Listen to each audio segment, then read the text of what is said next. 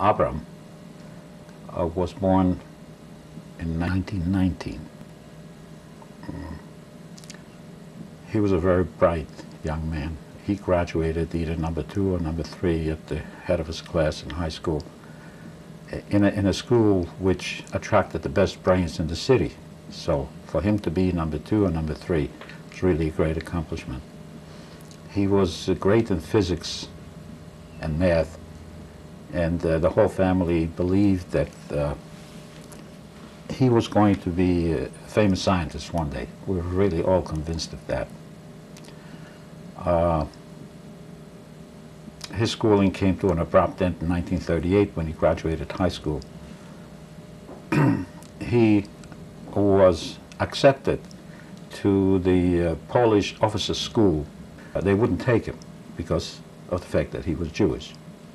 So in 1938, with the brains that he had, his career came to a sudden end. And the family decided that the only way that we can handle this would be to accumulate enough money and eventually send him out of the country to continue his studies. And we would have done that if the war had not interfered. My sister, Bluma, was a very pretty girl. She was the only girl in the household, and she enjoyed all kinds of privileges because of that. She was the apple of my father's eye.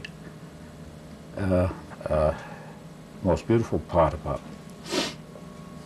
my sister was that she never left the sight of my mother and father. And she stayed with them throughout, even though she could have saved her life. As far as being heroic, she was the one that was most heroic of us all. She was born in 1923, and Eli was what we all know and call a tough guy.